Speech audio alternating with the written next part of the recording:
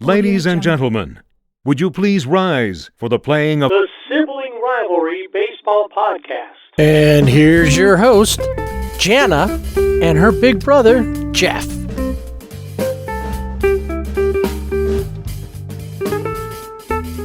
Here we go again. Another edition of Sibling Rivalry Baseball Podcast. We're going to find out what happens when the new look Padres come to Dodger Stadium. Was it major fireworks? Was it crazy? It's also one of my personal favorite time of year in the baseball world. We'll talk about that when we get to Around Baseball. And what happens when you hit a butt ton of home runs? Do you win? You should. Potentially, yes. It's like when you throw 8 shutout innings. You should win, right? All right, we're going to talk about all that stuff, and we're going to look into where else baseball could be played, whether it be right here in the U.S. or in the world.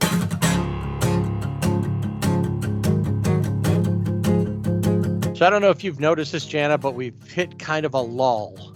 We're post-trade deadline. All the players are to their new teams. And since there's no waiver trade anymore, like we used to have the trade deadline, boom, and then we'd have the waiver trades where people would put the player on waivers. And if they cleared it, then they could be traded to another team. But we don't have that anymore. So now we're just stuck with whatever you got. That's why, like the Dodgers last year went and got Danny Duffy, even though he was injured and didn't look like he would ever pitch again. But wait, it still doesn't look like he's ever going to pitch again. I know, I was going to say he still hasn't pitched. So, but they went and got him just because they wanted the pitching help, and they thought he'd be back. And nobody really did that I saw this year, where they went after people who were on the injured list. I'm sure that if Mike Trout had been available to be traded, injured or not, somebody would have probably grabbed him. It makes me wonder as we go, and we find that we find quite a few teams that have quite a few not great players on their rosters, players that probably shouldn't have ever come out of minor league ball. And then I wonder, okay, if you're going to do that, why do we want to expand? During the All-Star break, Manfred brought it up again. He wants to get 32 teams, maybe even up to 36 teams at some point, but 32 teams. I'm just thinking the talent pool is already watered down as it is. Before you used to have, the Dodgers kind of have a team of superstars, but it's not like they brought in a whole bunch of superstars. Just 3 so far. Yeah, just 3. But most of their talent is homegrown. I would say that. If they have 32 teams at this point, then the divisions change, or at least how many teams. Does interleague play go away? If the playoffs, do they expand to 14 teams? Does everybody get a participation trophy? I feel like you almost have to, the things that you just said, you have to expand playoffs a little bit. Otherwise, from the get-go, you're already eliminating or, different teams from being relevant right from the get-go. Next season, the schedules change again. Currently, you play 19 games against each team in your division, and then you play interleague games against one division. So, like the Dodgers are playing the Central, the Angels are playing the East, NL East. Dodgers are playing the AL Central. So they're going to play games, like they're going to have the Twins coming up, and then they're going to Kansas City. The Angels we've seen have played the Braves. They'll have the Mets. They played the Nats already. So all that's going to change because now you're going to play at least one series against every team. You're going to be like the NBA that plays a game against everybody, whether they're in your conference or division or not. So AL is going to play every team in the NL and vice versa. So I'm not sure, it doesn't, I don't think it waters down the sport necessarily. You're still getting baseball, but it just kind of takes away from that when you get to the finals. You get to the World Series, here's a team, that is, you've already seen them play. There's nothing special necessarily about that, unless it's two great teams, Dodgers and Yankees, that have been on top of everything all season or something like that. But how often does that even happen anymore? So what got us thinking about this was that there's games going to be played next season in London, right? Yeah. The Cardinals and the Cubs, they were supposed to play I think in 2020. Of course, COVID didn't let that happen. So they're going to be playing a 2-game series on June 24th and 25th of 2023 as part of the MLB London series at the baseball configured London Stadium. The Yankees and the Red Sox played the first regular season games there in June of 2019. And like I said, the Cardinals and the Cubs were supposed to play there in 2020. If you remember that Yankees Red Sox game, it was like a blowout. I think the Red Sox just blew the Yankees out. It could have been vice versa. I have to go back and look, but I'm pretty sure it was the Red Sox. So it wasn't really a competitive game, if one team's being blown out. I don't know why. I know that there are baseball fans in England.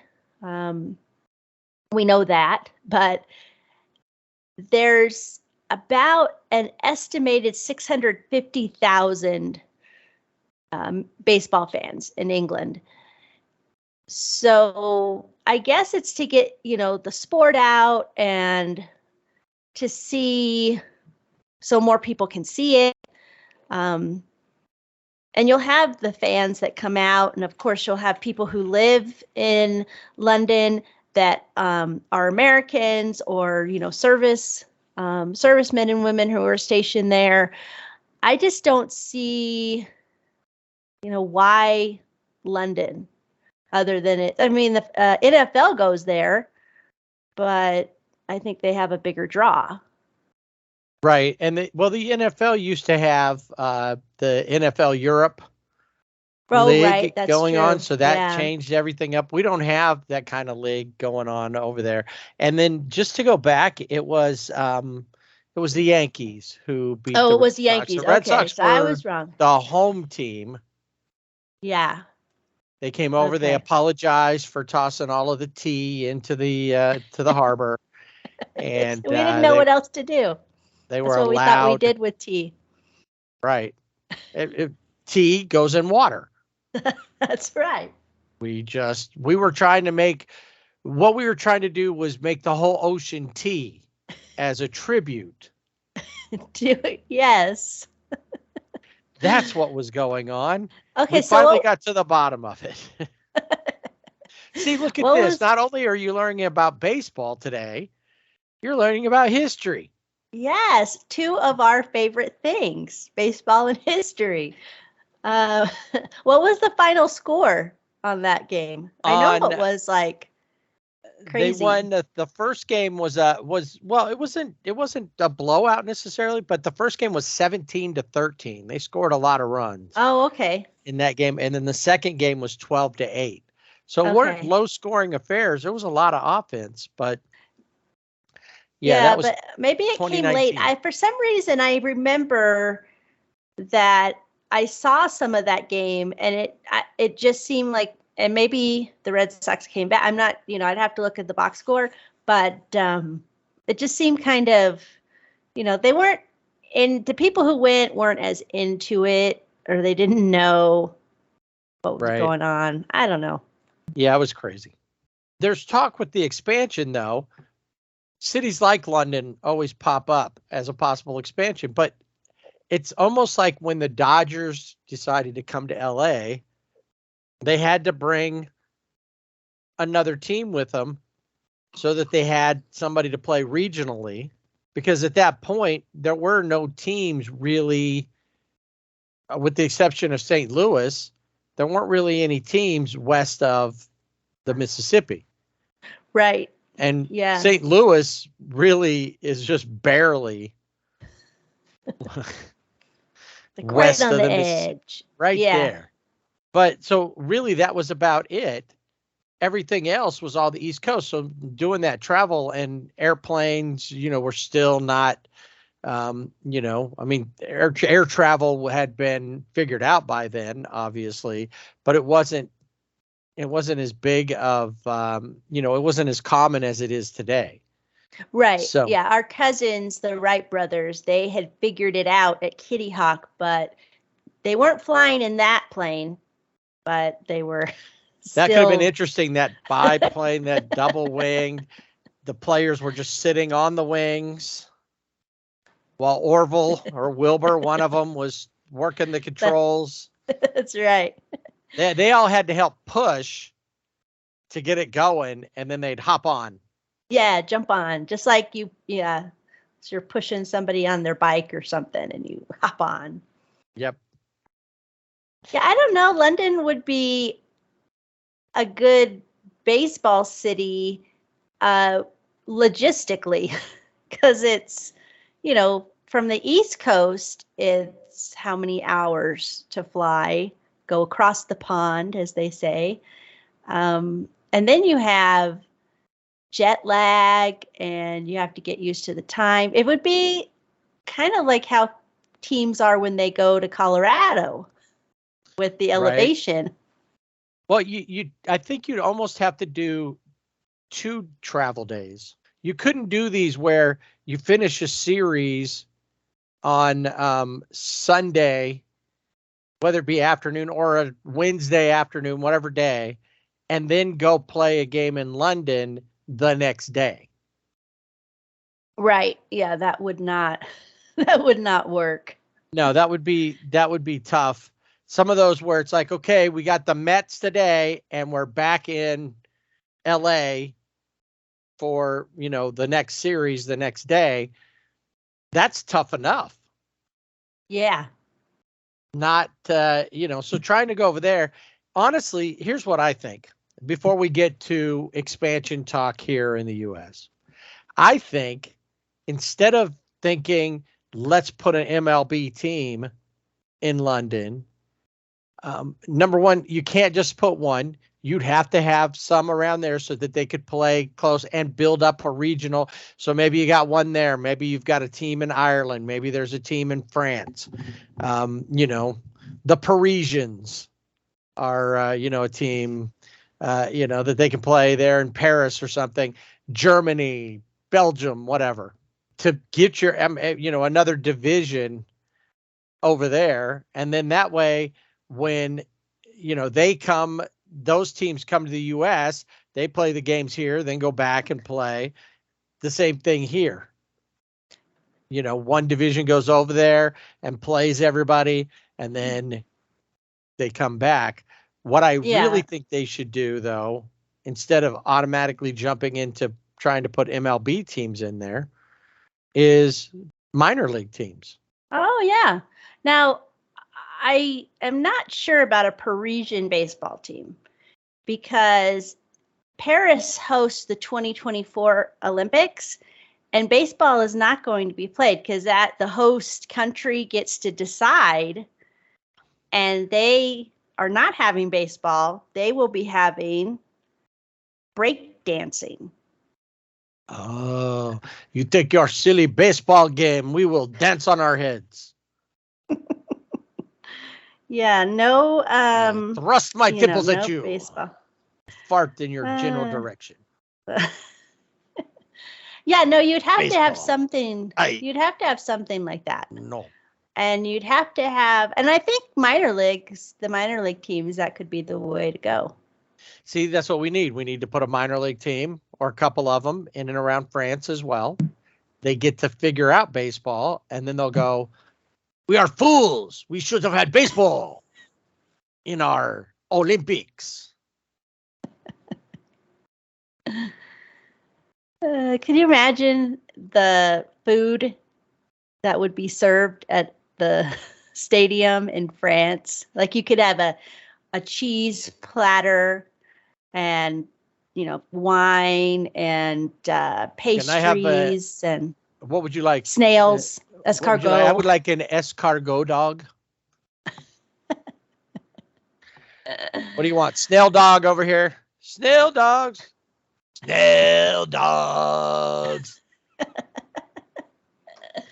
All right, that was in honor of our favorite hot dog vendor ever from the Texas Rangers. I always wondered what happened to that guy. I know, me too. He should be in a hot dog vendor Hall of Fame. He should be. Somewhere. He was awesome. Anyway, so let's talk now about expansion here. And a couple of the cities that pop up all the time, Nashville has been one of the bigger names. Montreal pops up a lot since they're like, Montreal was a great baseball city. Jackie Robinson would attest to that. He was loved in Montreal and really enjoyed his time there. Las Vegas, a lot of talk about that, not simply as a expansion city, but maybe as a new landing spot for the Oakland A's, should they not be able to ever get a deal done to build a stadium up in Oakland, which who knows? One day it seems like it's on. It's like, yay! Oh, yay! Oh.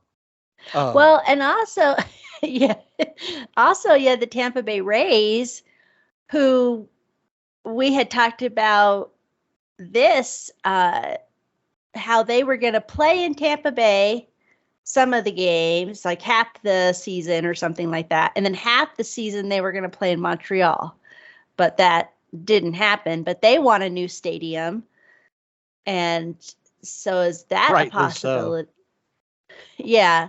And then, of course, we know, like you were just saying, it's the city council approved it. Oh, they denied this, or they decided to put this on hold, and it's for the A's. Well, it's back and forth. They approve it, but they approve it at like half of what is needed. So even though they approved it, so they look like we approved it. They didn't approve it so that it could actually get done.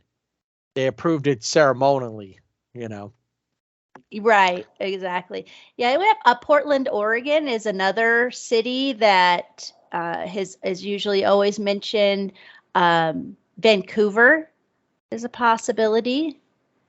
Well, and there used to be teams in Canada, minor league teams. Edmonton was a Angels AAA team. Oh, for that's a while. Right. Vancouver, another AAA team that was there. So there is a place where baseball, had been. Portland, I've heard a lot. And then you were just mentioning Charlotte. Yep. And they're a 2 pro sports team city already, with the Carolina Panthers are there. And then, of course, the Charlotte, what are they, the Bobcats? Or I still call them the Hornets because that's what they were. I know, that's what I was going to, when you said, what are they, the Bobcats? And I'm like, aren't they the Hornets? No, the Hornets moved to New Orleans when the Jazz moved to Utah. Oh, so that's been a while. Well, and they were like the New Orleans Hornets and said, no, we need our own name. Unlike Utah, who says, what is jazz? We don't even know what jazz is. What is that? What is this all? Is that all that jazz? Is that like a saying? And they just jazz hands? Jazz hands, maybe. I don't know. You're related to somebody from Utah. Maybe they can explain to you how jazz translates in Utah. I think they were just lazy. They were like, Oh, because what could they be? I don't know. I don't know. The Bees, like the minor league team or something, because it's the Beehive State. It could be the Stingers. The Stingers, that would be all right. Look at that. And The I wonder how many people knew that Utah's the beehive state. See, we are Probably just dropping knowledge today like crazy. we are.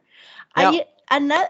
I was go going to ahead. say another place. Did you mention Mexico City Yes. as a possibility? Yeah, and I thought that there was already, not that there was already a team there, but the possibility of the Mexico City Matadors.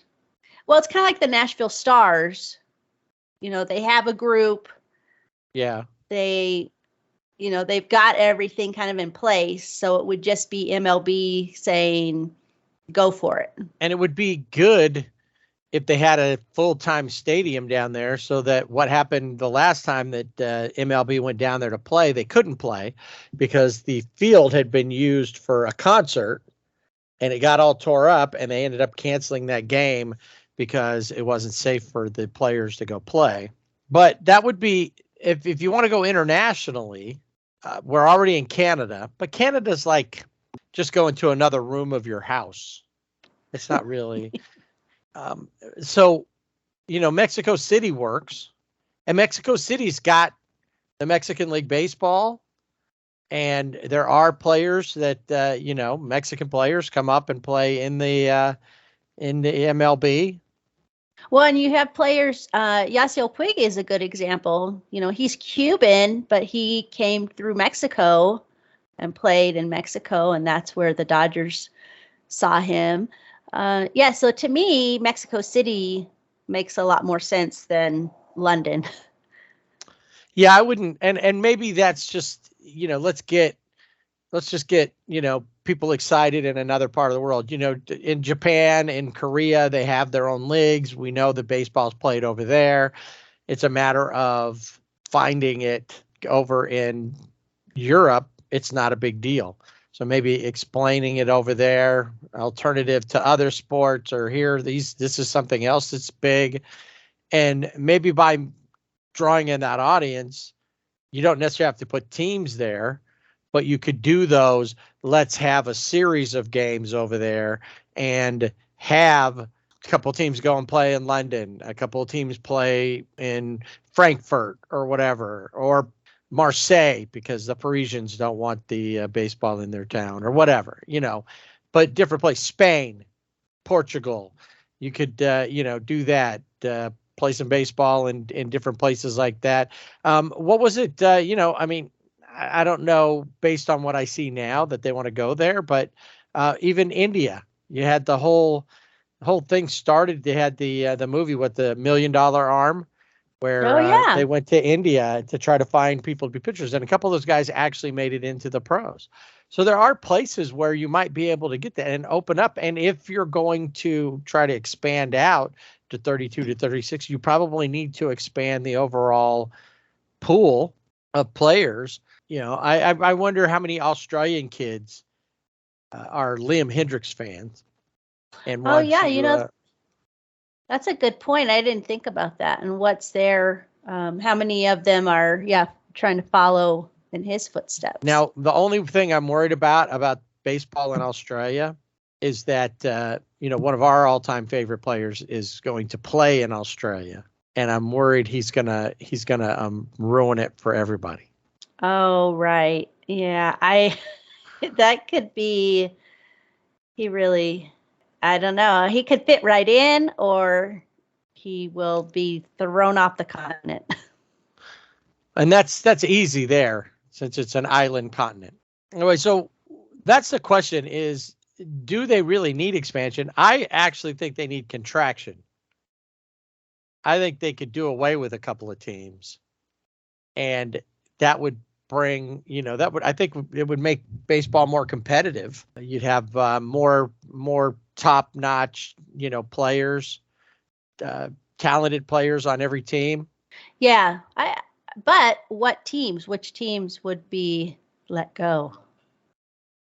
Tampa Bay, even Yeah. as good of a, being a great organization baseball wise is one thing, but they don't draw anything even when they're winning.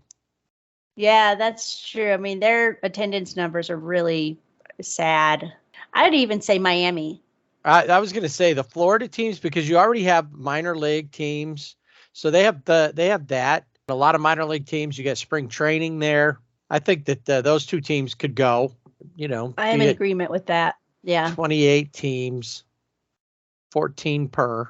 But I guess if they're hell bent on expansion, then Nashville seems like a good town for that. They've had the Nashville Sounds forever, and they draw well. Yeah. And we used to go when we lived at Fort Campbell. We used to go to Nashville Sounds games. Yep. And always really good attendance and a lot of fun. And then I think it's unavoidable that Las Vegas is going to get a team, whether it be the A's or whether they get an expansion team.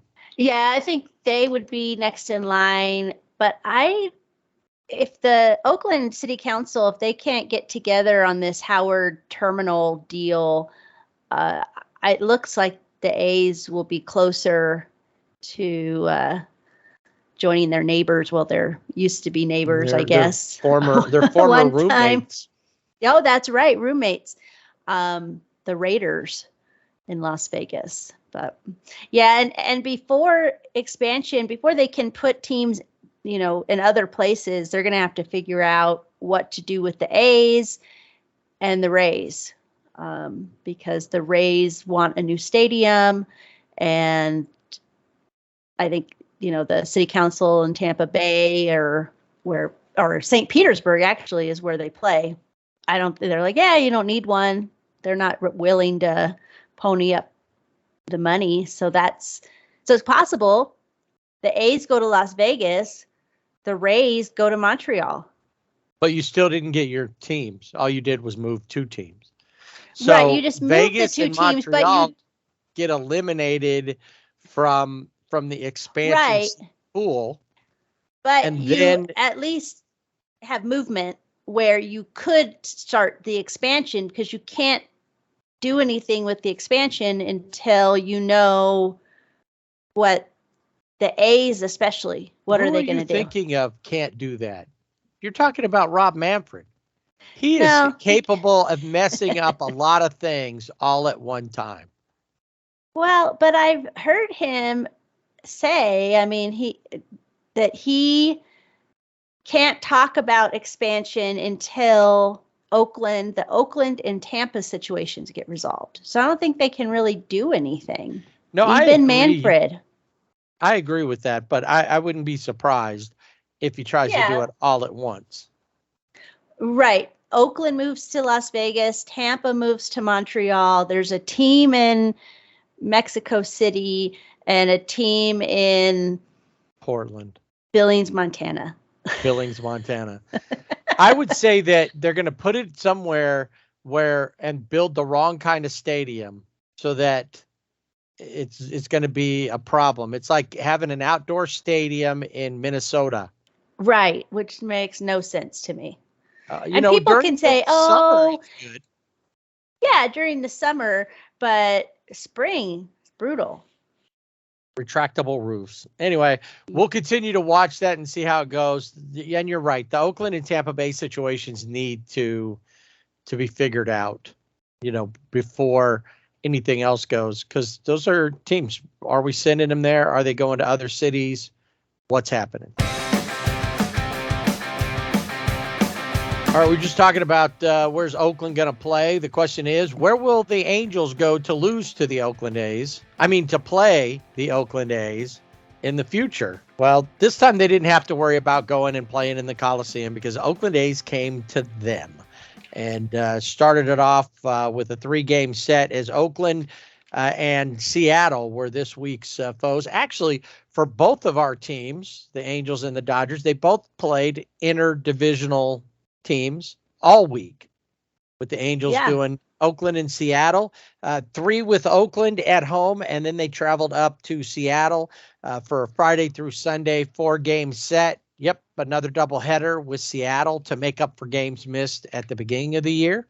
And I wanted to bring this up as when we were talking about the All-Star game, because I really felt like this guy at least had an All-Star game name.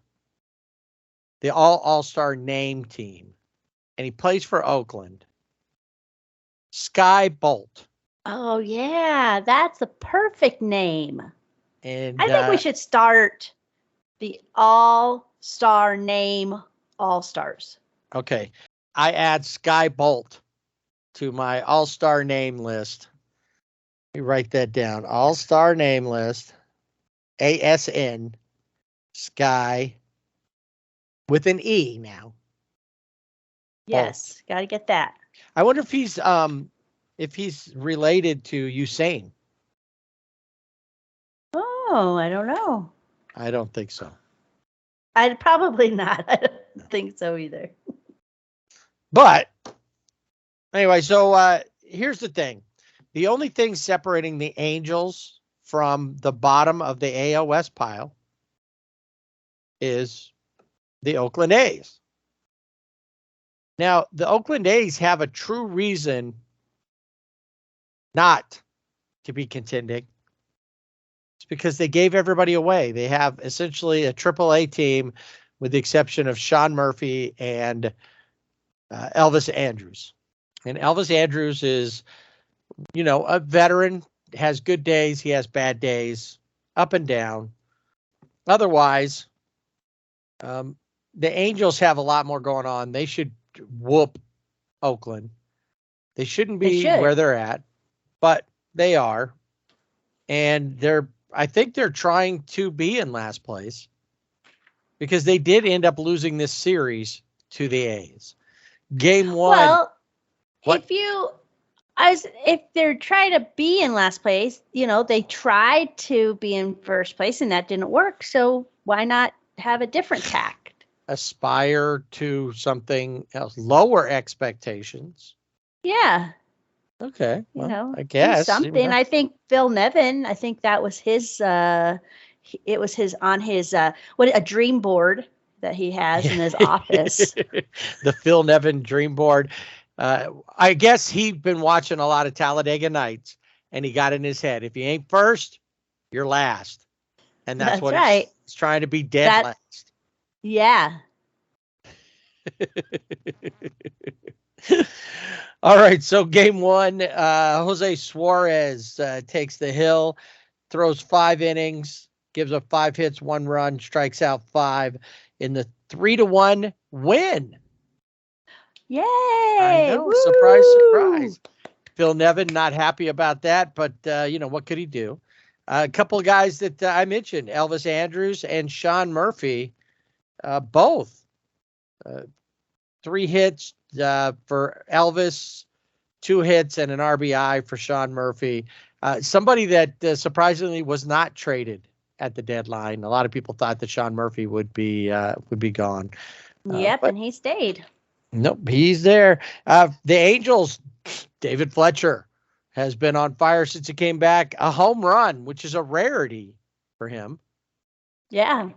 But he had a home run, and then actually there was only 2 players that day in the starting lineup. Max Stassi and Magnera Sierra were the only 2 without a hit. And then we head to game 2. Shohei on the mound. However, things swapped. It was the inverse. It's like Bizarro Ohtani. Yeah. Now, he had been going along pretty well. His streak of double-digit strikeouts done. Right. He only struck out 7. Not bad, but still only 7. Went 5 2/3, gave up 7 hits and 3 runs in a 3-1 loss. Sean Murphy with a 3-run homer that basically sealed his fate. He gave up that home run. Luis Rengifo got the only RBI, went 2 for 4, and he drove in Magnera Sierra, who was 2 for 4 that day. So Magneris is trying to prove himself up here. He's got a good stage now because Brandon Marsh is gone. Mike Trout's out. They need people in there. And, Joe Adele is his competition out there. As long as you're better Yes. defensively. Yeah, don't let the baseball hit you in the head. You'll be all right. Be all right, yeah. And then the game that we alluded to earlier, game 3 of this series, they're wrapping things up. The A's, Ramon Laureano, 2 for 5, drove in 4 runs, had a home run and a double. First baseman Seth Brown had a home run as well. But that was nothing compared to what the Angels did. Now let's get it out of the way. Jansen Junk, who had a good outing previously, was really not good this time. Only went 2 1/3, gave up 5 hits, 6 runs, only struck out 2. And then Touki Toussaint, 4 1/3 innings, gave up 2 hits and 2 runs, and struck out 6. But the crazy thing about this is that the Angels scored in the 1st, 2nd, 3rd, 4th, 6th, 7th, and 9th. Shohei, 2 home runs, 2 solo home runs. Kurt Suzuki, Taylor Ward, Joe Adell, Jared Walsh, and Mickey Moniak, all with solo home runs. So can you count those up for me in Sesame Street style or Electric Company? Electric Company style is better. 1, 2, 3, 4, 5, 6, 7.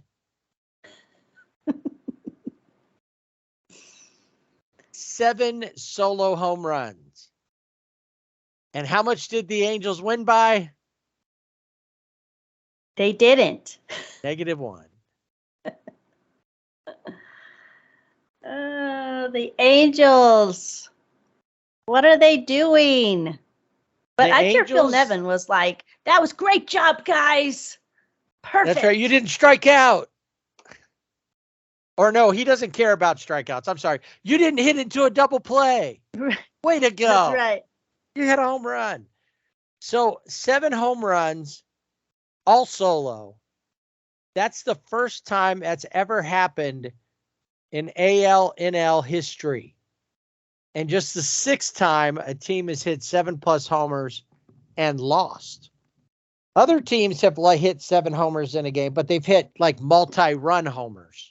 Right. Yeah, I think that was one of the things with the Angels is they were all solo home runs. If they had had somebody on base, maybe they would have edged out the A's. But well, when they had somebody on base and they had a potential 3-homer game for Shohei wasn't very patient, went after the first pitch and popped it up. Yeah. And I thought the reason he didn't hit a home run is because somebody was on base. Maybe. Yeah. Because it was solo home run day. Come out to the stadium for our promotion. It's solo home run day. Everybody gets a solo cup. Right. We're just handing out red cups as you come in. Yeah, just red solo cups. You couldn't even do like the crazy home run game bobblehead. You'd have to put 6 players because Shohei hit 2. Right. On the bobblehead, it wouldn't work. Well, and so the Angels were in Oakland for the series, right? No, they were at home. Oh, they were at home. Okay, because I was going to say a solo cup giveaway seems more Coliseum-like. You know, we just don't have a lot of stuff. We found these in the storage room. Yeah, I thought, okay. And don't worry. They, I think only one had been used previously. The package was open. Oh, here's a Sharpie. You can put your name on it. You can personalize it. It's like it, but it's not like the ones where they have the little thing so you can write it on and it won't rub off if it gets wet. Yeah. It's not that because that's just too fancy. Yes.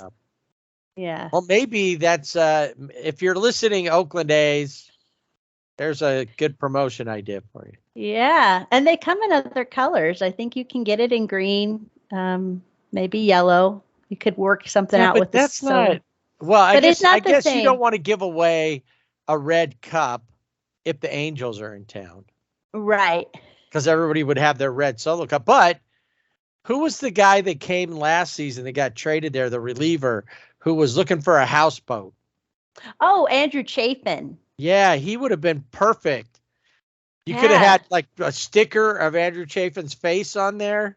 Yeah. And given away. Because it sounds like he was like a red solo cup kind of guy.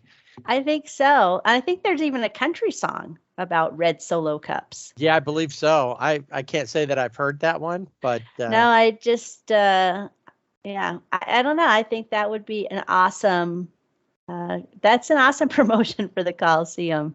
I think so too. So somebody get the Oakland A's promotions on the line. We've got a I don't know, a $3.50 idea. I don't know how much do solo cups cost. A sleeve of solo cups.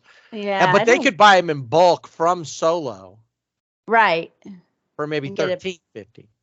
right, get a better deal. You know, the Yeah. first 20,000 fans, and see, they don't even have to worry about that. They could do multiple. If they bought 20,000 cups, they could do multiple solo nights because they only average like what 3,000 or 4,000.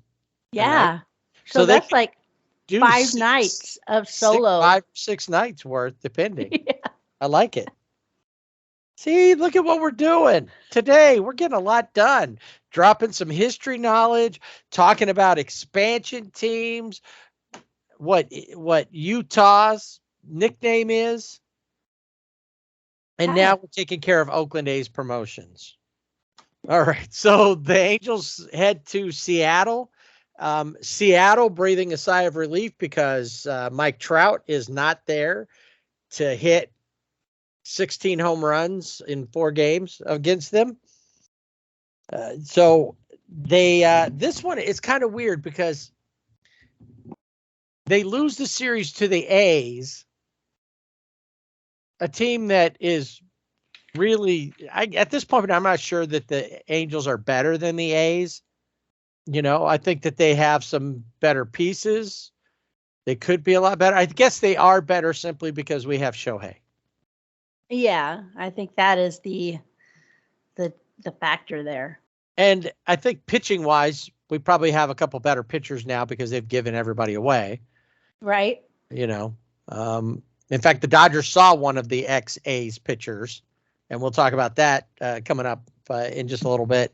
But Patrick Sandoval on the mound in game 1 of this series, 5 1/3 innings, gave up 3 hits, no runs, 5 strikeouts. He's been really good, consistent pitching overall. I think he's had more consistent outings than anybody, except for Shohei. And, you know, Shohei's only had like really especially over this last stretch. You know, he had a great outing that ended badly when he gave up a bunch of runs all at the end of the game. And then even his outing against the A's wasn't bad, but it wasn't good enough to win. This time the Angels do win. The team that is in second place and is right now, if the season ended today, they're going into the playoffs as a wild card. And that's the only place they're going to go. Houston's not going to give up their spot the way that they're playing right now. They've got to have a major collapse. But Max Stassi with a home run, Luis Rengifo, 2 for 4, and Magneuris Sierra, another name. There he is again with a triple. Jesse Chavez, the most traded man in America, comes in, pitches okay, then blows the save. And then wins the game. Right. That's my favorite. I loved seeing that. Gave up 3 runs, 3 hits, but the Angels actually came back and win it for Jesse Chavez. Because sure, Patrick Sandoval worked harder and had a better game and controlled the Seattle bats better. But Jesse needed, you know, we feel sorry for you because you've been traded so many times. That's right. So Yeah, he needed a pick-me-up. Right. We're going to give you a win. Robbie Ray on the mound for Seattle. Went 7 innings, just gave up 1 run. And then Abraham Toro, former Asterisk, I think we talked about him last year about hitting home runs for his new team versus his old team and for his old team versus his new team in the same series. Oh, yes, we did. That's right. That's Abraham. Yep, there's old Abe. And then Ty France, 2 for 3 with 2 RBIs. The next day, it was doubleheader day. And game one of the doubleheader saw Jaime Barria on the mound versus Luis Torrens, and the return of a pitcher who had been DFA'd actually went on assignment and has now made his way back. Mike and you're Myers. so excited to see I am. him. Love him. I wish he would pitch in the mask. I believe so too. And you know what would be funny is if when he came out of the mound, he had the mask on and they had like a Jamie Lee Curtis lookalike run out of the bullpen and then him chase after her. And once they got to the infield, she'd go to the dugout and he'd just keep going to the mound. Yeah. Wouldn't that be fun? We need some more excitement. Yes, I like that. Yeah. Yeah, somebody's going to cancel me for that though, because that's not politically correct. Oh, well. I'm pretty sure that's got to be what's. I don't know. Joe Adele scores 1 run in that game in the second inning, thanks to Mickey Moniak, who had that RBI. But that was it. Wasn't huge. I'm sorry, and in that game, it wasn't. Luis Torrens hit a home run in that game. He wasn't pitching. I don't know what. I got confused there. For the Mariners. Yeah, 2-1. They're done. So they're done. We move on to game 3 of the series, game 2 of the doubleheader, and the guy who I think would have been the ace by now had he not fell apart after his no-hitter, because since he's been back, we talked about it last week, he has been, pretty good, and that's Reed Detmers. He throws 7 innings, 6 hits, only gives up 1 run, strikes out 7. David Fletcher, 3 RBIs in that game. Mickey Moniak joined David Fletcher by hitting a home run as well. So another home run for Fletch. Where's all this power coming from? Did he get when he was off, did he work out some magic? Like they have that, what is that milk?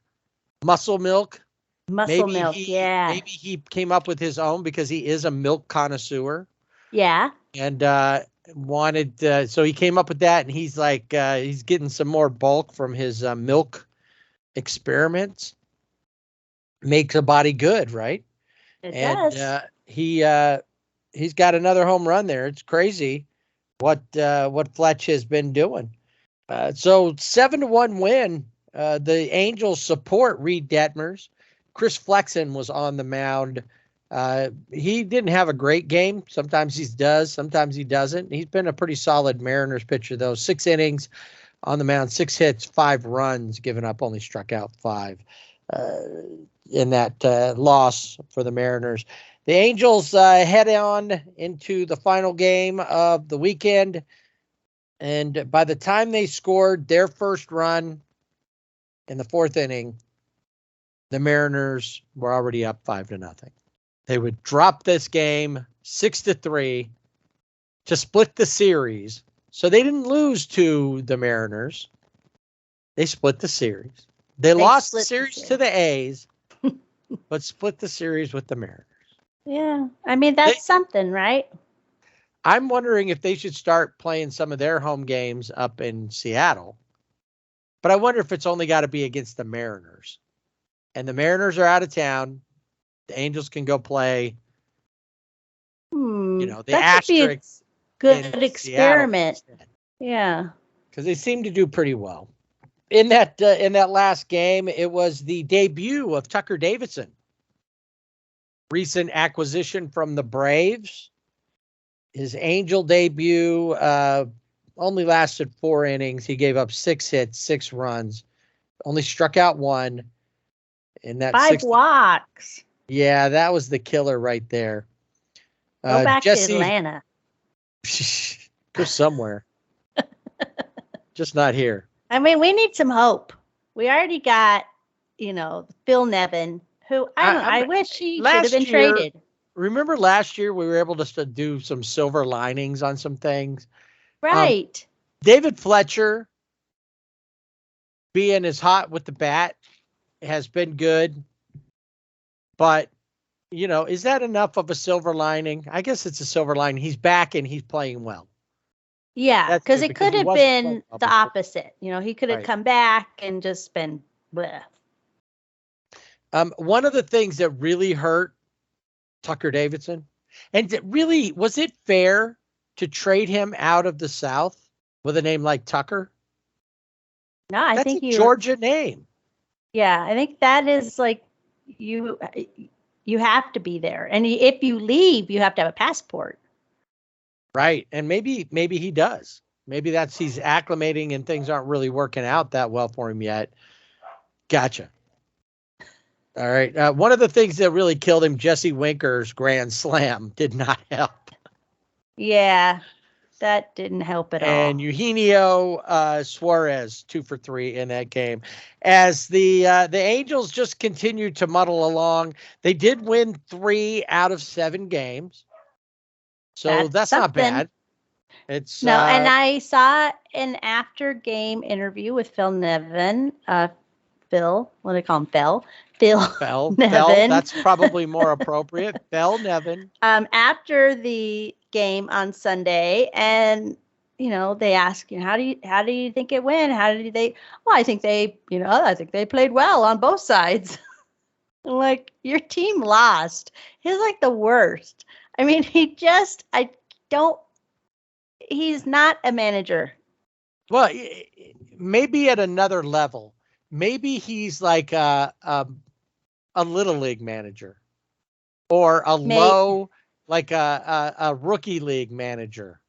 That's all right, because you're still working with them. You want to build confidence. Right. I think that is exactly where he needs to go, because he is not helping with the. I think they played well. Yeah, Jesse Winker had a grand slam. It's all right. But I guess maybe let's look at it from this standpoint, though. Maybe they did play well. Yeah. Okay. Based off of everyone had a hit except for one. Sierra didn't have a hit in that Sunday game, but everybody else at least got a hit. So is that right? And that then they've had some better, outings recently. They were able to come back and win a game, snatch it from the jaws of defeat, and give Jesse Chavez the win that one time, right? That one time, yeah. Okay, well, once again. Okay, we're looking for silver linings. We're looking for the silver linings. Yes. All right. Well, okay. So let's. Where are the Angels this week? The Angels. What are they doing? They're going to the Coliseum. Oh, so maybe we could get the Solo Cup. Right, because we want that to be with the while the Angels are playing them. Yes. Yes. The Solo Cup time. So they've got them, and then they come home for a great scheduling. Finally. Yes, whoever did this scheduling, headquarters, home office in New York, you get a gold star, because the Twins play the Dodgers and then they head down 5-2 Anaheim. So good job.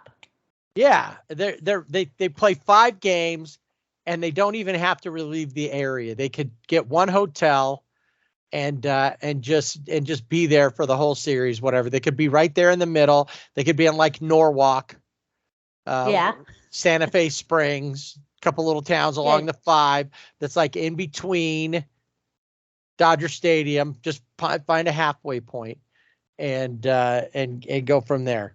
So the Angels have the Twins in for 3. That's probably going to be ugly, since the Twins are competing for a playoff spot and made some decent moves at the trade deadline.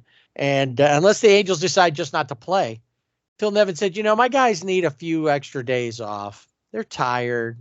They keep getting beat badly. They need a break. Come on, buddy. It's not part of his dream board. No. Anyway, how about a player of the week? You got one? I kind of had a theme, but I think I might change because then I picked this guy and then I wrote all the stats down and like, no, he really didn't. I mean, he did okay, I guess, but I think I might go. In fact, this is my player of the week. I'm changing my player of the week right now. I'm going to go with Reed Detmers as my player of the week because he, had that great outing and he fell apart. He went back to the minors. He's coming back and he's showing that he actually has made improvements and he looked pretty good and he, had those 7 strikeouts. So, so I'm going to go with Reed Detmers.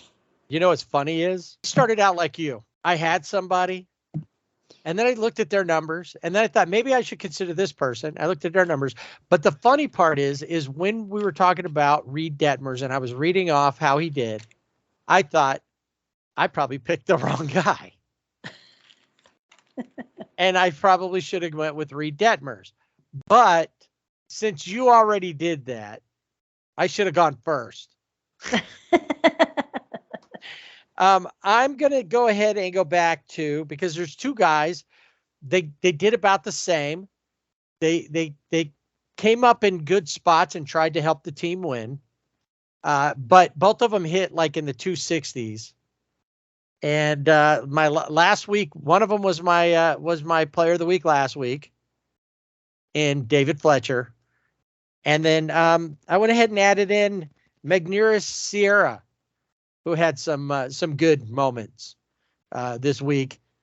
And why not? Let me give it to those 2 guys.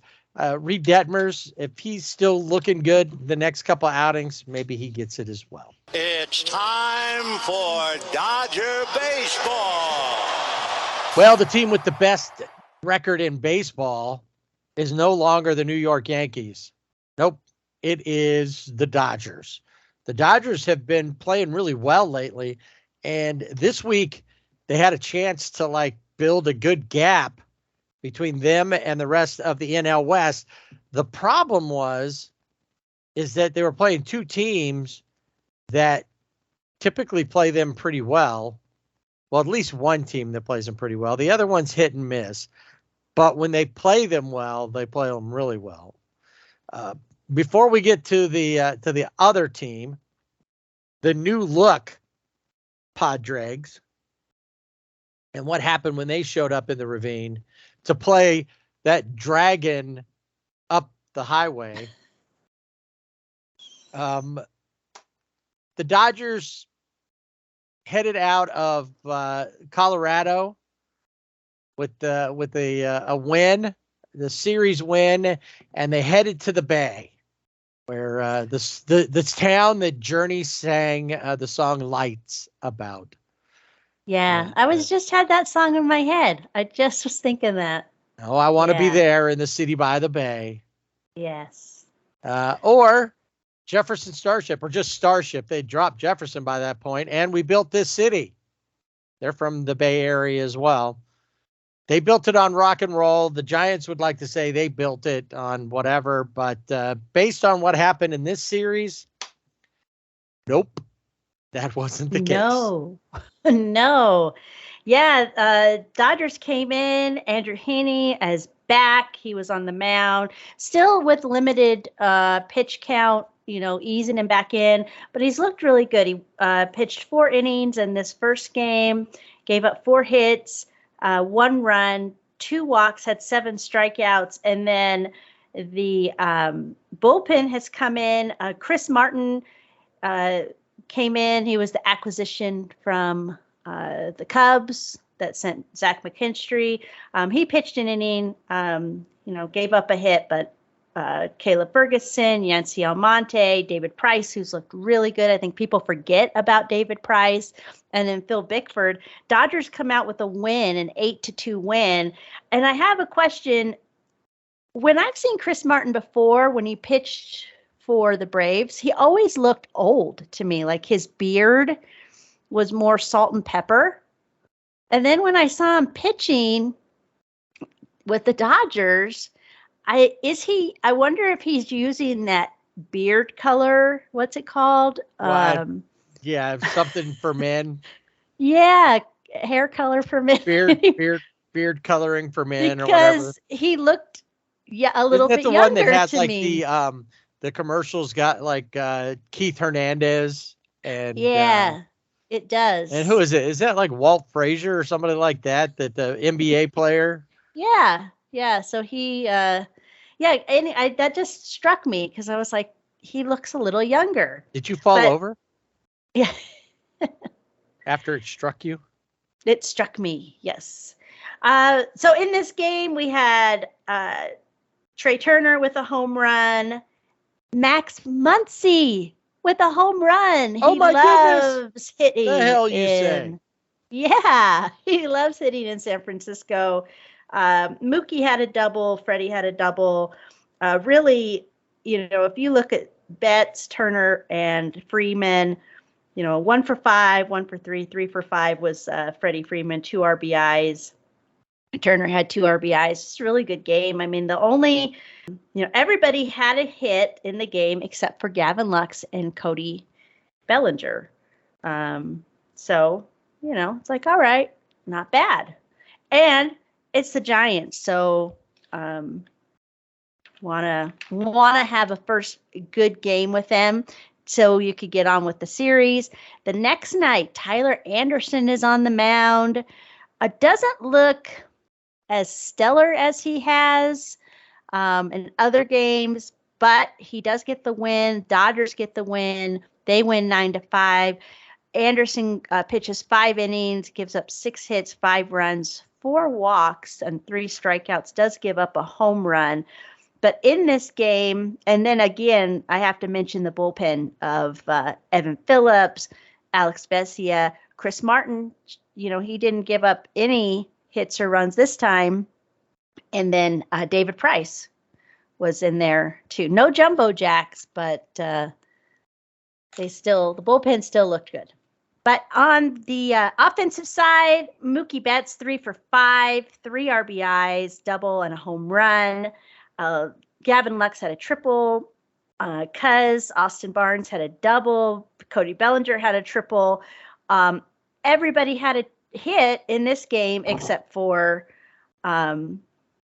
Trace Thompson, but he had a walk and he did score a run. So he did get on base.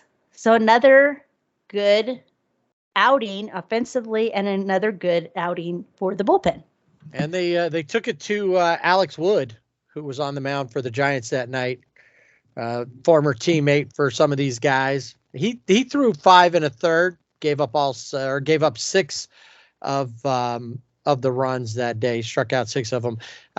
Catcher Joey Bart with a home run for the Giants. Yeah, that was it. No, I mean, they had 5 runs, but yeah, and the Dodgers. So here they are. The Dodgers are up 2-0 in this series. They come into the next series. They win 3-0. Julio Urias is on the mound. Looks really good. Pitches 6 innings and hits no runs, no walks, and 6 strikeouts. And then again, got to hand it to that bullpen, Evan Phillips, Yancy Almonte, and then Craig Kimbrell got his 19th save. A little quieter on the offensive front for the Dodgers. So Mookie, Trey, and Freddie all over in that game. It was Miguel Vargas, his first game in the MLB. And he was 2 for 4, had a double, had 2 RBIs, stole a base, right. And he just did it. Like they asked him, they said, did you? He said, no, I just felt good. I think he stole third. He was like, yeah, I just felt good. I thought I could do it, and he did. So another really good showing for these players that are being called up. Right. Miguel, some of these like James Outman. Yep. Yeah, Outman And especially. Yeah, he had a good game, like a 2-for-2 game coming up, and I think versus the Padres. yep. And then Max 2-for-4 in that. When you say it was a light offensive day, only 6 hits for the team. They got out hit in that game by 2 hits. The Giants had 8 Yeah. hits in that game. And Joey Bart, Buster Posey's heir apparent, 3-for-4. And then Brandon Belt was 2-for-4. Alex Cobb, former Angel, went 6 1/3. Gave up all 3 of the runs on 4 hits. As we move into game 4 of the 4-game set, and it's Kershaw Day Yeah, at Kershaw the is Big on the Phone mound. or whatever. What's the name of the stadium up there now? What's it called? Uh, Is it Oracle now, is it or Oracle is it? Park? I don't know. I don't. It used to Well, be Pac Bell, Pacific Bell or whatever, AT&T Park, and now Is it Truist? No. yeah, might as well be. Everything else isn't that Oracle Park. Oracle. Dodger Field at Truist Stadium? Right. Truist Ravine. So anyway, Kirsch on the mound. Not a great outing. No. But more because of what happened when he headed out in the 5th. He throws 4 innings, but he gets out in the 5th inning and warming up, and disaster strikes.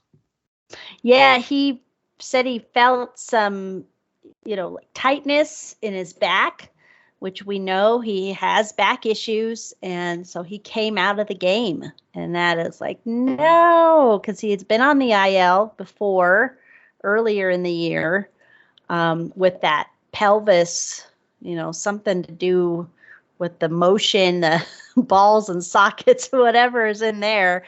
And now he's got, the back issue. So hopefully it's not, it's not serious, and it's just something that he can work through. And he, obviously will be on the IL, which we'll get to.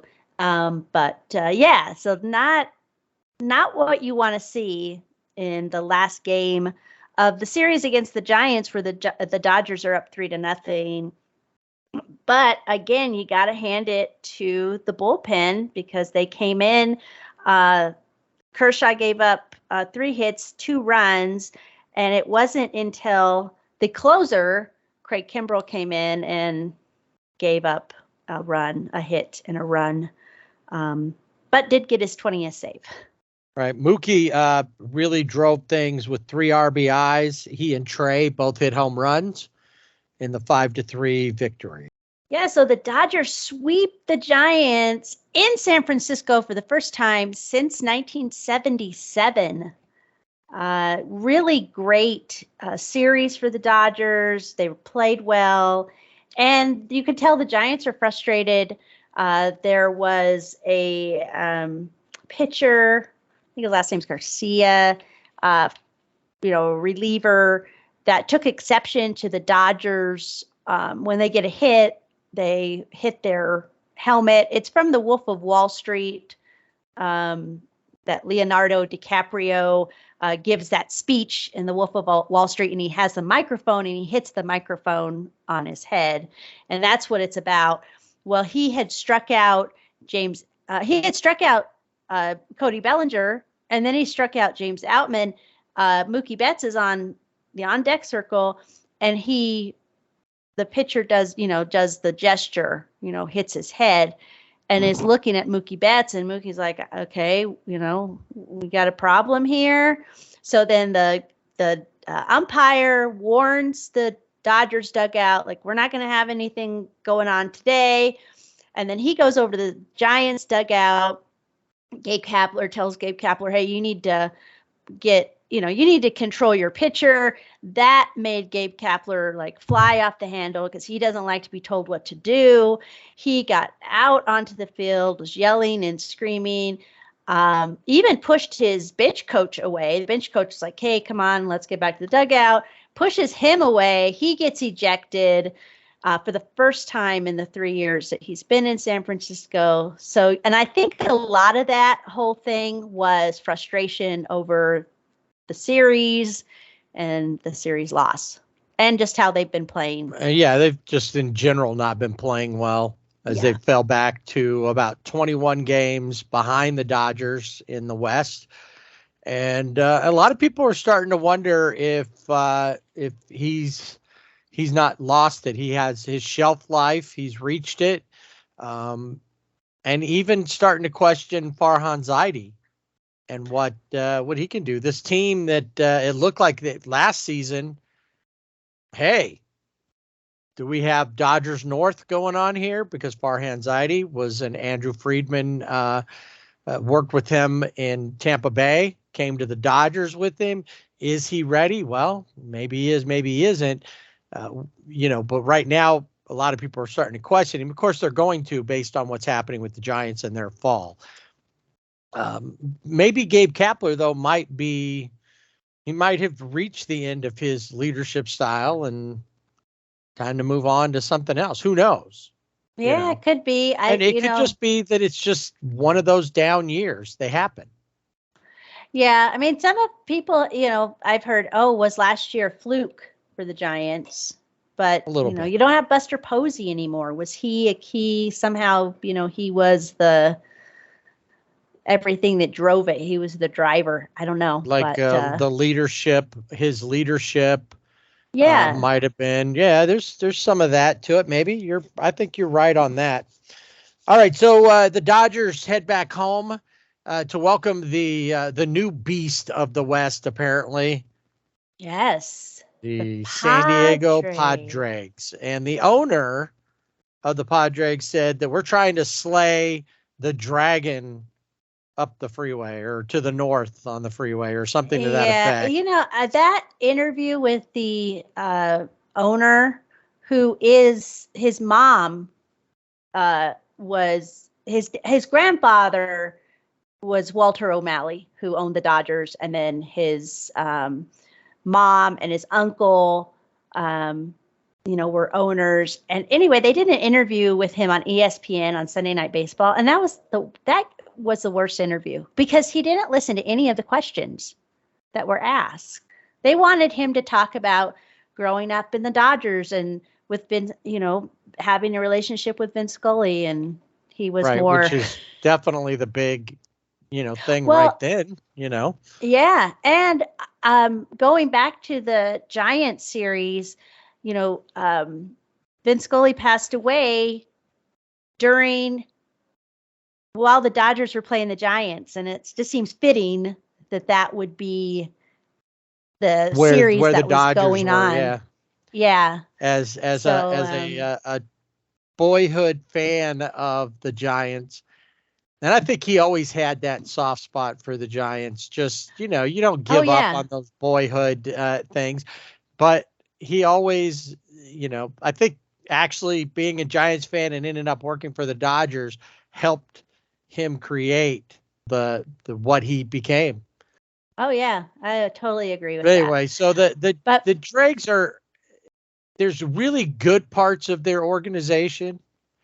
I enjoy watching around trade deadlines and off season. AJ Preller as the general manager has proven himself to be a wild man. He will, if he can make it happen, he'll do it.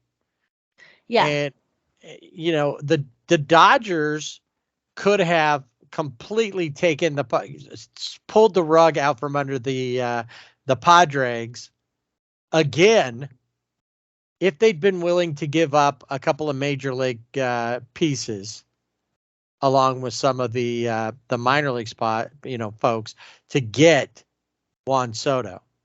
But they weren't willing to do that, and probably rightly so. Why mess with the chemistry of a team that's doing so well right now without? And if you really want Juan Soto, he's a free agent in a couple of years. He may not be happy in San Diego. Who knows? So the Dregs show up. Much anticipated series. All of the Padres fans think that the ticket prices for the Friday game went way up because the Padres are in town and there's no rivalry. What do you mean there's no rivalry? No, ticket prices went up because more people were interested in going because there was a tribute to Vin Scully, the first home game after his passing. And then, hey, one thing that we didn't mention, we were able to participate in writing a little tribute. We just both provided about a paragraph apiece, independently of one another, and for 9-inning Know-It-All. And you may have seen things that we've either liked or shared, retweeted from 9-inning Know-It-All. So check out that. You can go on Twitter, on their website as well, 9inningnowitall.com. And you could see what we contributed along with many others and the heartfelt feelings. Is that redundant? Felt feelings?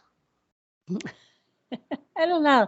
I did think it's interesting that we wrote it independent of each other. I didn't know, he said, hey, did you, he contacted us, each of us individually. And although, obviously our memories are a little different, there were some things that were very similar. Yes, I noticed that too. That we wrote. So I thought that was cool. But so you got this new look Padres. Juan Soto is in his press conference when they're introducing him. He says he feels bad for the pitchers that are going to be against this lineup. And, we know how the Padres fans treat games against LA. It is, lots of tweets on Friday night. Said, are you ready for game one of the World Series? Type atmosphere. Well, let's look at the San Diego Padres. Right. And it starts off with new look pitcher who's been there for a little bit, but Sean Manaea, former A's pitcher, now with the Padres. He hits the hill for 4 innings worth of work. The Dodgers, of course, send the Catman. Looks a little better still, though, in that first inning. I think to get through the first inning, I think it was 30 pitches. After that, he settled down. Had 5 innings pitched, gave up 3 hits, but didn't give up any runs, and did have 6 strikeouts. And his walks are down. He only gave up 1 walk. But he's looking a little better. He was kind of shaky after the All-Star game, so got to get him back, right. Tony Gonsolin on the mound. Dodgers at the plate. You had Mookie Betts 2 for 4 with a double. Chris Taylor, his first game back after fracturing his foot. He was 1 for 4, had a double. Hanser Alberto had a double. Taylor had 2 RBIs. Hanser had 2 RBIs. Cody Bellinger was 1 for 4 with 2 RBIs and a double. So another night where it was just doubles galore. Trey Turner, 2 for 5. Will Smith, who had been kind of quiet at the plate, 3 for 4 with an RBI. And in this game, he had Juan Soto, who was 1 for 3. Manny Machado was 1 for 3 with 2 strikeouts. He did have a double. He was the DH. And then Josh Bell was 1 for 3. And I mentioned those guys. I know that Brandon Drury is in there also because he was part of a trade with the Reds. But there was a poll, and it might have been 9-inning Know-It-All, said which lineup is better, these hitters in particular. Betts, Turner, Freeman, or Soto, Machado, Bell. And the majority of people who had taken the poll had said Soto, Machado, and Bell. Yeah, so. I could see that. I mean, Bell's probably going to be the most underrated part of that trade. Everybody's going to be focused on Juan Soto. But thanks to him, they got that run in the game. That was it. He helped provide that offense. Game 2 I got to that game a little late, and when I checked in on it, it was right about the 5th inning, and the Dregs were up 3-2. Yeah, 3-2 in that game. Yeah, but it doesn't stay that way. Andrew Haney is on the mound for the Dodgers, goes 4 2/3 innings, so a little bit longer than his last. Gives up 4 hits, 3 runs, 1 walk, and 3 strikeouts. So he's getting back. Chris Martin comes out. He actually, he's looking good with his hair, beard color, whatever. He just looks different to me. And then, Alex Bessia, Evan Phillips, who's been amazing, and Reyes Morata, who is back, our favorite. And didn't give up a home run. No, he did not. So that's great. You got Mookie Betts, who was 3 for 5 in this game, scores 3 runs. Trey Turner, 1 for 4. Freddie Freeman, this is odd. 0 for 3, but he does have an RBI because he had a sac fly. Will Smith in this game, 2 for 2, 3 RBIs. He hit a home run. Max Muncy, he was the one. So you came into the game, it was 3-2. Max Muncy took care of that with a swing of the bat, a la what we are used to. This is Max of old that we want to see come back. And he hit the go-ahead homer. And the thing is he has had such a bad season, and he will say when he came around first base, and he saw that it went out, he raised his fist in the air because he was so happy. It wasn't, he just got the lead for the Dodgers, but I think it was more, I can do it. I can hit a home run. Personal triumph. Yeah. So Max had a home run. Gavin Lux was 2 for 4 in this game with a double. Cody Bellinger coming to light at the plate. He was 1 for 3 with a double. Max in the last 8 games since this Saturday game, he's 8 for 29, had 2 home runs, 6 RBIs, and this is his first 4-game hitting streak of the season for Max. Crazy. That's crazy. That's crazy because Trey Turner just came off of a 20-game hitting streak. Exactly. His longest is a 26-game hitting streak on the season. Yeah, and here's Max. He gets his first 4-game hitting streak. Hey, you got to start somewhere. Exactly. So they took advantage of Mike Clevenger, who's not been great this season yet. I don't know. As soon as he got there, he was injured in San Diego, and he's never come back around. I was watching the game. Planet Head came out and said, "Who they got pitching for him? He looks like a hippie." I said, "Oh, he kind of is." But whenever I watch him, I always think he has to go to the bathroom, like when he does this fidgety thing on his mouth. Drives me crazy. I gotta go. But yeah, so they had that going for him. I gotta hurry up and get out of this inning. I gotta go. Yeah, exactly. Soto 1 for 3 with a walk. I mean, he's got, I don't know, crazy amount of walks over his career. Leads the lead in walks. Manny Machado was 1 for 4 with a strikeout, and Josh Bell was 1 for 4 with a strikeout. So that leads us exactly to took the words right out of my mouth. To the last game of the series, and Dodgers win convincingly. Tyler Anderson back on the mound. 7 innings, 2 hits, no runs, 1 walk, 3 strikeouts, and then it was Evan Phillips and Craig Kimbrell came in. Dodgers win that game 4-0. Mookie 2 for 4 at the plate with a double. Trey again, 1 for 4. Freddie 2 for 4. Will Smith was the only, was the one that kind of. He's been looking a lot better, but this time he's like, yeah, I'll let the other guys take care of it. Max Muncy 2 for 4. And then Cody Bellinger. He was the player of the day or the night because it was the ESPN game. But Juan Soto said, I've never played a night game during the day. So that was kind of funny. They had him mic'd up, which was, people felt bad because for Juan Soto, because they had him mic'd up while Cody Bellinger hit that first home run. And he said, let it stay in, let it stay in.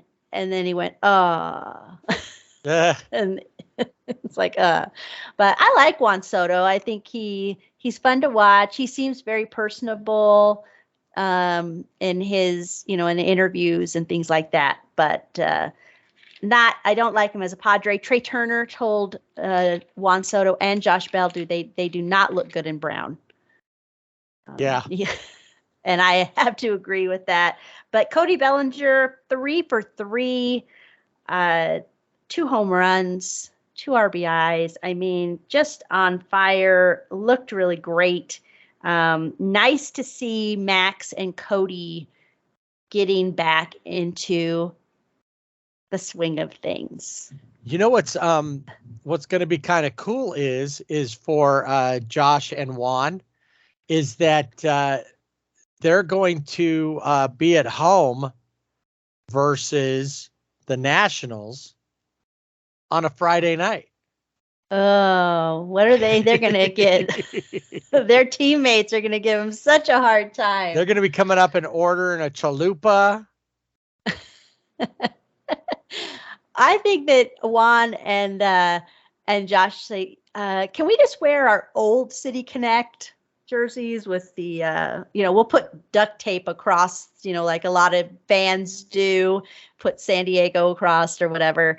In this last game, Juan Soto was 0 for 2, but did have 2 walks. Machado was 0 for 4, and Josh Bell was 0 for 3. In the series, Juan Soto was 2 for 8 with 3 walks. Machado 2 for 11 with 4 strikeouts, and Bell was 2 for 10 with 2 Ks. So I think that Darvish was on the hill in that game, and I think that one thing we have to remember is that they didn't face Joe Musgrove this time around. True. And even with the changes that they made, even with Juan Soto, who I think when I looked it up is hitting like 300, since he's been with the Drags. Brandon Drury's had a couple of decent hits, but he's only batting in the hundreds. He's made a couple of really good defensive plays. Josh Bell obviously is still batting in the 300s, which is what he was doing before. Yeah. But I think that the problem is going to be is that your offense isn't necessarily going to be there every night. And Juan Soto didn't have this great series against them. He didn't even have a great series against them when the Nationals were in there right before the trade. That's right. He had a couple of hits, but not anything like Juan Soto rules the world. Yeah. So while he could have those, while there is that chance that Fernando Tatis Jr., I think, is probably going to do more for them offensively than Juan Soto is. It's going to depend on how the pitchers roll. And Blake Snell can come out and have a great start and then drop it, or he can get beat in the first inning. The Dodgers have done both. Joe Musgrove has a little better control and is a little better pitcher overall. So they didn't really get better pitching wise. And that's going to be more the key. If the offense isn't doing their thing, if those guys are scoring like they can, then it won't matter who's on the mound because they're going to outscore everybody. But based on what we saw here, they are not about to become the Dragon. To go back to, yeah, I mean, what a week for the Dodgers, sweeping the Giants in San Francisco, come home and sweep the Padres. And the thing with the Dodgers, and if you listen to post-game interviews with Dave Roberts and with any of the players, they're like, we're just playing our game. And they don't look at Okay, yeah, it's the Padres are coming in, but they don't look at it's just another team, it's just another game. And I think that mindset is really helping them to just go and play instead of being concerned about, oh no, they've got this guy now or they've got this, and they just are playing baseball. Right. And every and team's having got fun somebody, too. Even if they've only got one somebody, they have somebody. Yeah. When the Nationals were in, they had to deal with Juan Soto then too. Didn't really Right. matter. And they had Josh Bell on that same team. Yep. So now he's there with Manny Machado, Josh Bell, and Juan Soto. It's still got to come out. And when Fernando Tatis Jr. comes back in, what kind of impact will he have? Obviously remains to be seen. But that's, is it going to be that big of a difference, especially if the Dodgers continue to play like they're playing? The only time they're going to have to really worry about the Padres again will probably be if they would meet up with them in the playoffs, depending on how, where the Padres are in relation to how it comes out. Yep. All right. So the Dodgers will be taking on the Twins as they start an AL Central set. 2 games with the Twins in at home. Freddie Freeman bobblehead night, where he's got a big smile on his face as he's hitting a home run, I guess. And then Kansas City will be hosting the Dodgers for 3 over the weekend. Yeah, and I want to mention on the Saturday's game, to honor the Negro Leagues and the 75th anniversary of Jackie Robinson MLB debut, the Royals will play and will wear 1945 Kansas City Monarchs home uniforms, and the Dodgers will wear 1955 Brooklyn Dodgers away uniforms, both teams sporting jerseys that Jackie Robinson would have worn. And starting that day, game used jerseys, hats, batting helmets, and more will be auctioned off at royals.com/auction and dodgers.com/auction. And all of those proceeds will go to the Negro Leagues Baseball Museum. That is on our SRBB's list of places that we want to go. So really cool. It'll be fun to see that game with the Kansas City and the Dodgers in those uniforms playing as the Monarchs and the Brooklyn Dodgers. 1955 was a good year for the Dodgers. They won a title. Yep. All right. There's a couple other places on that list, and I'll bring those up when we get to Around Baseball. Not only the Negro League Baseball Museum in Kansas City, but first, Player of the Week. I had to go with Funky Muncie. Haven't heard that, Max Muncie. That Funky Muncie. No, it's been a while.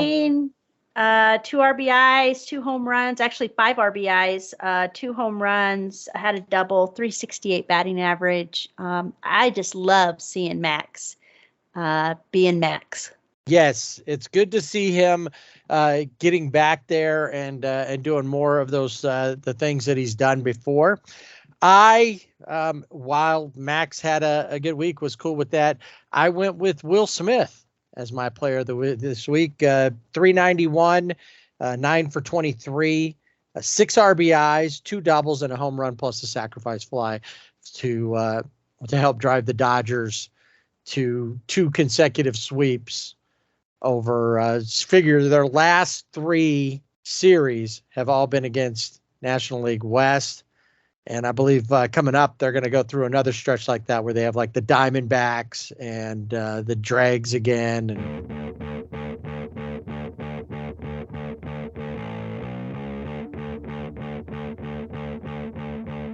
Let's hop in the bullpen cart and take a spin around the stadium and take a look around the league, around baseball, not just the league, but around baseball, and talking about a couple of different places that are on our list.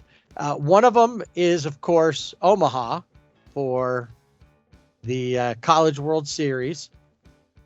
The other is Williamsport, Pennsylvania, as Little League World Series action is firing up. The regionals are going on, and a team from the Southern California team is from a town just about no more than 10 miles away from where I live, and have already unfortunately been eliminated. Ah.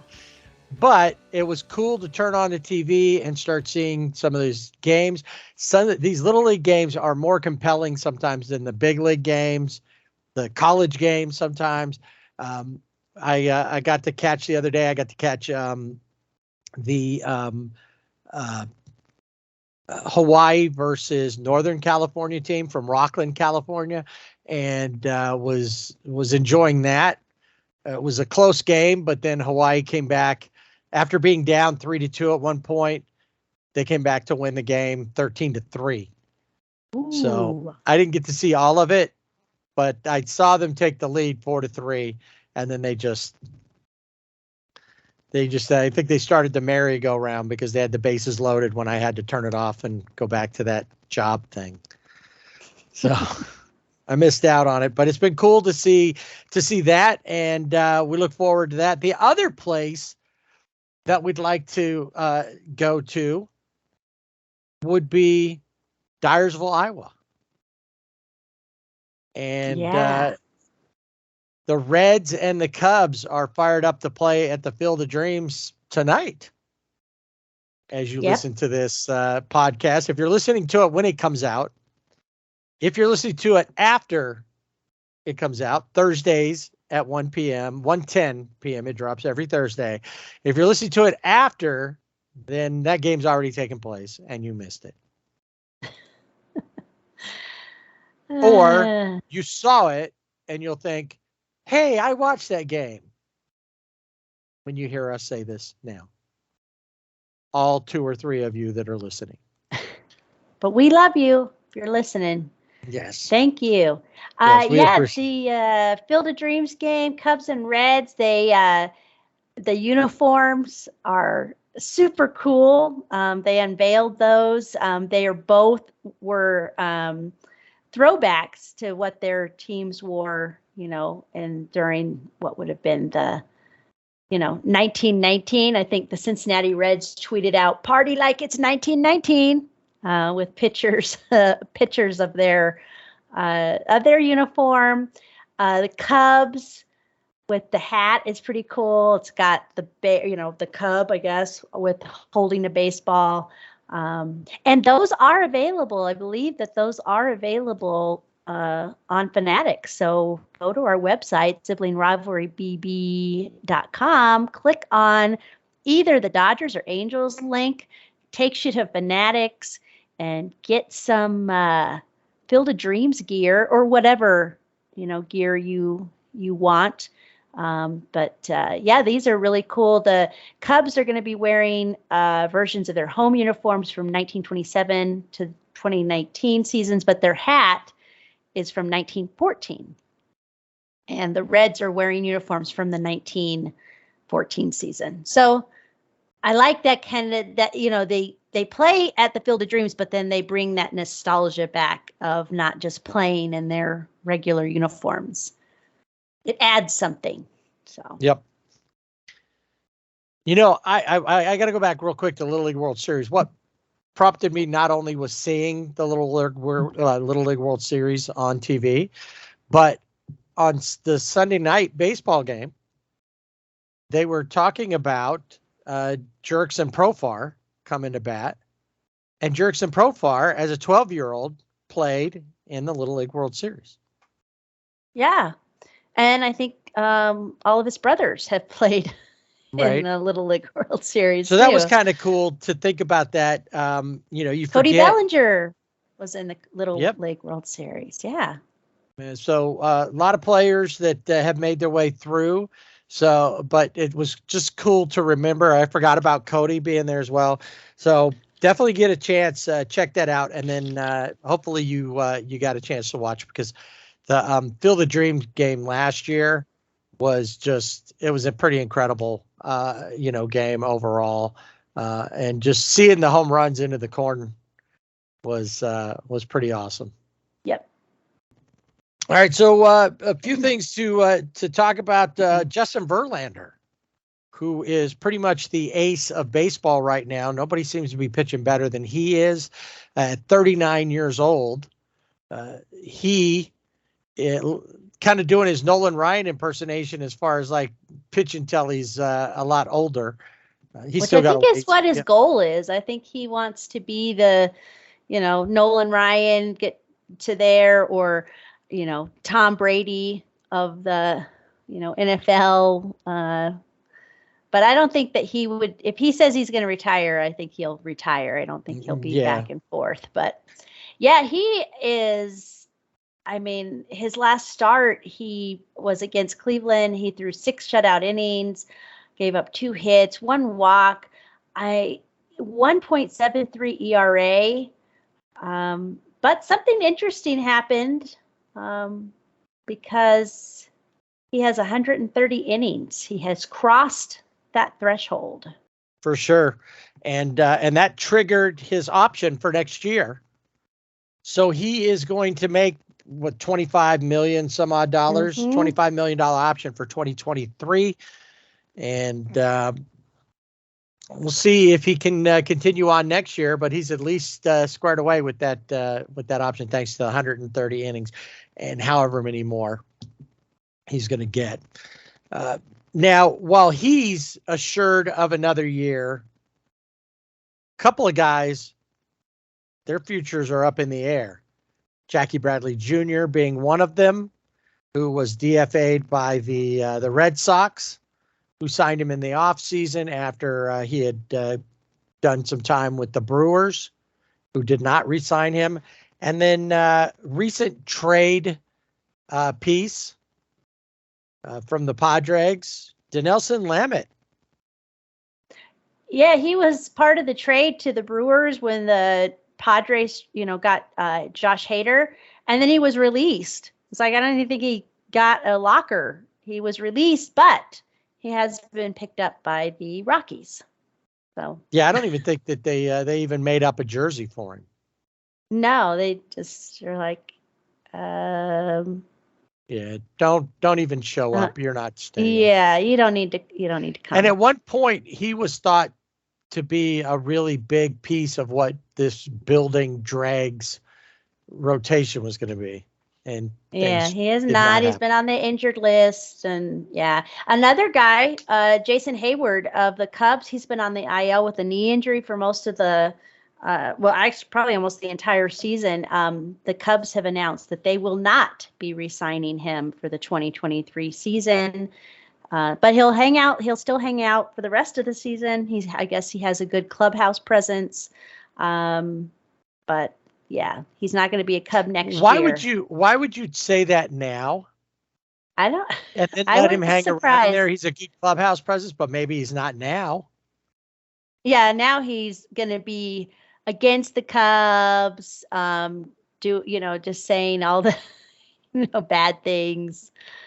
He's gonna Wilson, sabotage. You're gonna be regretting that you didn't get traded, Wilson and Ian. That's right. The Phillies released Didi Gregorius, Jeris Familia. How do you say his first name? Obadel Herrera.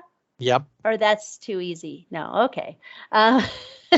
The Guardians released Framil Reyes. The Cubs released Andrelton Simmons. Wow, that one I missed. Sad to see Simba out there, but he just hasn't been. Well, he had a shoulder injury, and he was on the IL, and then he was getting ready to start a rehab assignment, and they released him. So. Time to move on to something else, I guess. Yeah, so a lot of names, you see people, they got released, but these are all names that we know. These are not guys that haven't contributed or haven't been part of winning teams. They've all been, part of something, especially, you think of Didi Gregorius, obviously the Phillies released him, but he's more, you think of, Yankees, when he played with the Yankees Right. and everything he did there. But yeah, lots of guys just saying, see ya. Well, I guess at this point, then that means there's a lot of guys who probably may be worried about getting released and are probably happy that they're still spinning on the wheel of IL.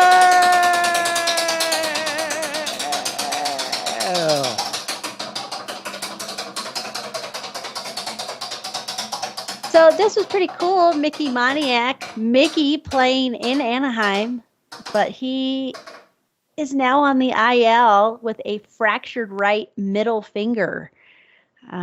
He's on the 10-day IL, probably will be longer than that. Travis d'Arnaud hurt his leg in a home plate collision in Sunday's game. His x-rays were clean, so that's good for the Braves. No fracture, but he is listed day-to-day. Mike Moustakas is day-to-day with a calf injury. Jonathan India has a leg injury. He is listed as day-to-day. And then Kyle Farmer with a neck injury is listed day-to-day. So not great news for the Reds when they've got 3 of their main players out. Hunter Green, also of the Reds, has a right shoulder strain, and he is on the 15-day IL. Don't want to see that with a young pitcher, but, he'll be able to get some rest. Chad Kuhl of the Rockies, who has had one of those seasons where he's been really, really good or not so great. He is out with a hip flexor injury. He's on the 15-day IL. Michael Brantley has right shoulder discomfort, and it looks like he could be out for the rest of the season. We'll keep an eye on that. Right now, he's on the 10-day IL. With the Dodgers, we have Clayton Kershaw, as we mentioned in the Dodgers segment, who is on the 15-day IL with back soreness. Did get a cortisone shot. Dave Roberts said it looked promising, looked good, not like in previous years. And then Yancy Almonte is on the 15-day IL with tightness in his right elbow, hoping that is nothing more, just that he needs some rest because he has been a key piece of the Dodgers bullpen. Trevor Rogers of the Marlins is on the 15-day IL with back spasms. And then Minnesota right fielder Alex Kirilloff has had season-ending surgery on his wrist. Anthony Rizzo is day-to-day, listed as day-to-day with back soreness. And then your favorite, Dilly Pickles, DJ Peters, the starting pitcher for the Pirates, is on the 15-day IL with an inflamed elbow. But then you also have David Bednar, Pirates reliever. He's on the 15-day IL with lower back inflammation. And back issues. It is. There's a lot of back issues and shoulder. Mariners' Ken Giles is on the 15-day IL with right shoulder tightness. Jordan Montgomery, who pitched against his former team, he got traded from the Yankees to the Cardinals, pitched against the Yankees and won that game. He left his last start with leg cramps. He's listed as day-to-day. Not sure if he'll make his next start, which is supposed to be tomorrow versus the Brewers. Cole Calhoun is on the 10-day IL with heel soreness. George Springer, last week was day-to-day, but now is spinning on the IL with elbow inflammation. Ross Stripling of the Blue Jays is on the 15-day IL with a hip strain and a right glute injury. So he's on the IL, but it, looked good for Mitch White because he was sent to AAA and then he was back to Toronto to take that spot. And of course, we always leave this one for last. Kurt Casale is on the 10-day IL with an oblique injury. Oblique, oh my side. My side. Ouch! And that is the will of IL. And Mickey Moniak, he has that fractured right middle finger. Does it have to be in a cast? So he's always flipping people off. Got those little things, that little metal piece that goes over top of it, and just maybe he's out in the sun. The sun hits it just right. Somebody's like, "Hey, what's going what on did here?" I do? Right? And he hopes to be back this season, they say, but who knows? And, knowing the Angels, at this point, I wonder, too, things, Mike Trout says things are getting better, but you don't really hear, yes, he's very close or whatever. He's starting this, but Yeah, is he doing the baseball activities? Has he started spitting and scratching? I don't think we've even seen that. no, we haven't. So it's like no idea, and then too, I wonder at some point, does he come back at all? Yeah, I we're mean, getting towards closer, the end of the deeper season? into the season, the Angels at this point are not going to be in the playoffs. So I don't know. I wonder if maybe if I'm in the front office where they're at, I just say, let him rest for the rest of the season, figure out exactly what this whole thing is, because, we talked about this last week. His career is over. No, his career isn't. But what is it that he's going to have to do to be productive and get back to being Mike Trout? Right. And so hopefully some news about that coming up. I think too, just to kind of wrap something up on this, or at least provide a little detail, did find out that still thinking that it's going to be maybe November before we ever get word about what's going on with Trevor Bauer on his appeal. That apparently his lawyer is also defending Danny Matheson from that '70s show, and his with his legal troubles. She has asked for a continuance in Danny Matheson's trial to focus more on what's going on with Trevor Bauer's appeal, and said that there's a lot going on, and it's almost like a trial in some ways. Apparently, I don't know. No details are coming out. We just finally got, thanks to the LA Times, some idea that it's going to continue to go on.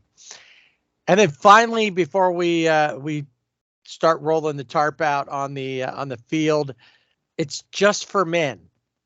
Is it? That's it. Just for men. Well, should we, before we roll out the tarp, just mention the MLB Players of the Week? Oh yeah, Just we forgot them. to do that, didn't we?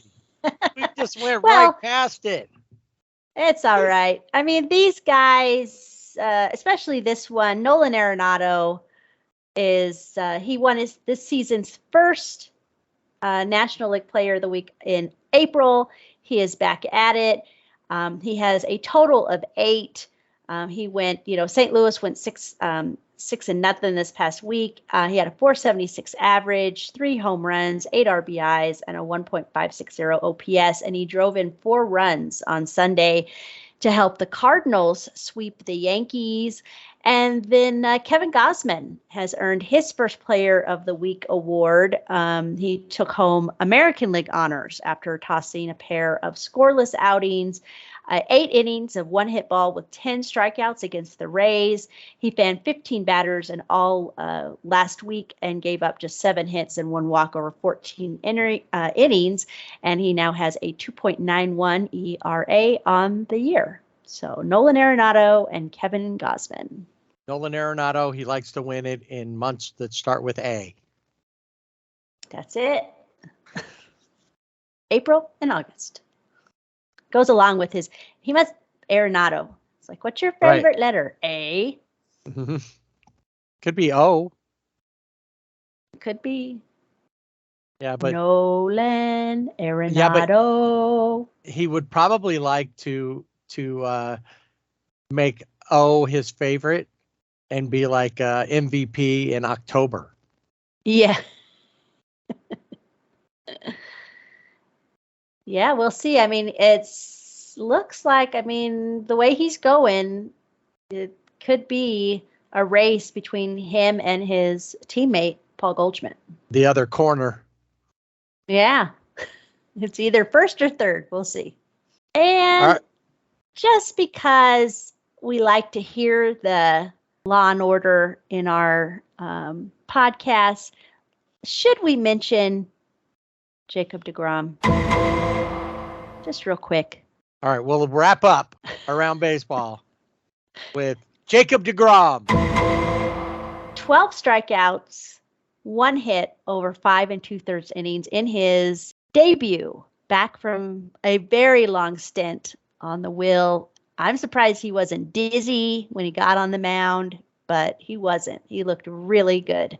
But one thing about deGrom is he does have an opt-out, it looks like, next season. So it looks like he might be opting out. So where could he land? That could be exciting to talk about. But for now, he's on the Mets, and he is striking out 12 and allowing just 1 hit in his first game back. So that'll do it for this episode of Sibling Rivalry Baseball Podcast. We thank you for joining us. Remember, you can always find us on social media. Social media director, where are we? Where can you find us? You can find Sibling Rivalry Baseball Podcast on Twitter at Sibling Rivalry BB without the A, and on Instagram and Facebook at Sibling Rivalry BB with the A. And I've got something I'm going to post about some cool things that I'm doing. And we got another giveaway that we're going to be doing here in the next probably couple of weeks. And it's a good one. It's brewing. It's brewing. So yeah, keep a watch on our social media channels. And then, of course, listen here. We'll tell you all about it. Don't forget the website mentioned earlier, siblingrivalrybb.com. You can check out the Fanatics links and get all your favorite team gear. You can get the Field of Dreams stuff. And honestly, I believe that once the teams are all there in Williamsport, I think you can even get the Little League World Series stuff like the West or the Southwest or whatever cool. the region. As I recall, last year they had that stuff. So you can get those things as well. All there on Fanatics on the Fanatics link on siblingrivalrybb.com. Don't forget to visit our friends at the Game Day Chic on Instagram or their website, on the website Game Day Chic. I always get that wrong. But and then check out our contribution to Vin Scully tribute at 9-inning Know-It-All. All right, we will we'll check in next week to find out what's going on. Progression of the Little League World Series, who's making it out of the regionals, what does Williamsport look like as far as like the teams that are showing up. The international teams will be there this year, so we have that. Plus, we'll talk about who's coming to play the Little League Classic, another cool major league game. August is full of fun little things like. So have a great week. We will talk to you next time on the Sibling Rivalry Baseball Podcast. And don't forget to swing away.